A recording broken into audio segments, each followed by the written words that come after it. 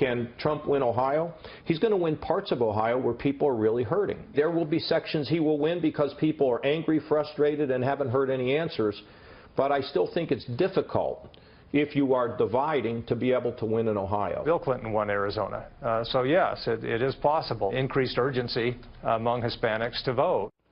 Well, you heard it there. Some Republicans saying GOP nominee Donald Trump could lose to Hillary Clinton in some key battleground states if he does not start making some changes. And here to weigh in, managing editor of the Washington Free Beacon, Aaron McLean, and Fox News contributor Tamara Holder. Thank you both for joining us this morning. Good morning.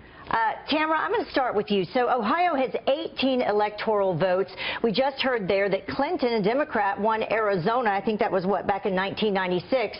Should the GOP be concerned? Absolutely. And I think the reason why is because I understand that Trump is speaking to a larger audience and a message, a general message of people being upset, feeling disenfranchised.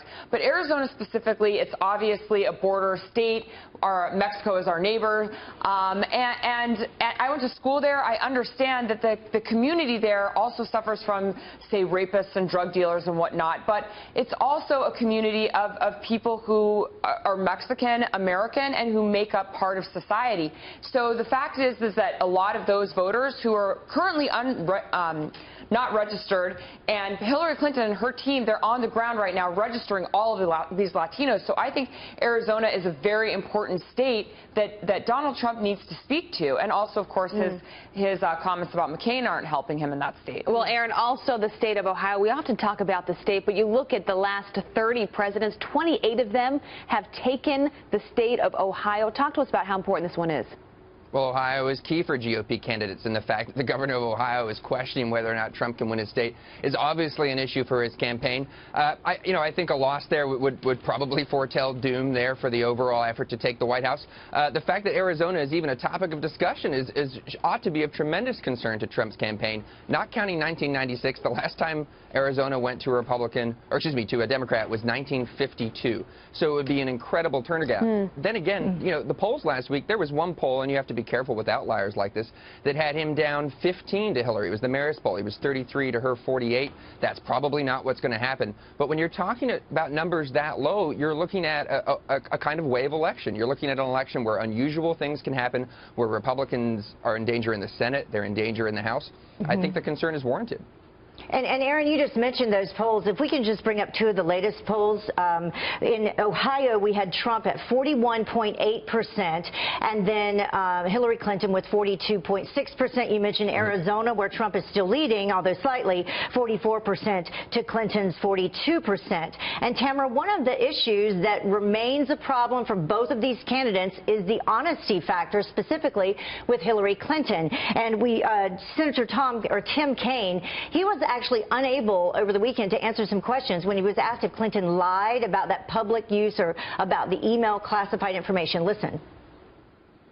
I have heard Hillary Clinton say over and over again, when I've been sitting next to her and when I've watched her on TV, that with respect to the emails, I made a mistake and I've learned something and I wouldn't do it again. Chris might have been asking her a different question. It's the same thing that she has said. Look, knowing what I know now, I wouldn't have done the private server. This is something that she's learned from, and we're going to be real transparent. Tamara, good enough for you? Look, both of these characters, if you will, are highly unlikable. And I think, like, when are we going to be done with this email issue in Benghazi? I understand that they're both serious issues. I'm not minimizing them. But this campaign speaks to so many bigger issues. So to ask Tim Kaine about it is exactly like asking Pence about Donald Trump's comment about Khan. You can't, the Khan family, you can't really... What are you going to say? You can't defend Hillary Clinton. Nobody will believe you. All you can say is she's sorry. Well, it's interesting. A lot of Republicans are saying there's so much to work with, Aaron, when you're Donald Trump going up against Hillary Clinton. Why did he get so off course last week? Is this just the new normal, or do you think this was a bad week for him? That's the question of the day. Was last week an absolute just cratering event that he's going to recover from, or is it going to be, like this through November?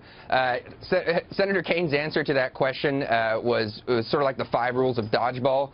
Dodge, dip, dive, duck, and dodge. There's going to be a repetitive quality to this stuff. I think we're going to be done with this issue. My guess is sometime in 2020. And the fact is that there is no good answer. So anyone associated with Clinton's campaign, because of her congenital unwillingness to be completely forthcoming, is going to have to find some way to dodge these questions. That's why I didn't This is going to go on and on. Yeah. Reminds me of that movie about dodgeball, which I think is probably very fitting with this election. Yeah, Tamara, Aaron, thanks for being with us this morning.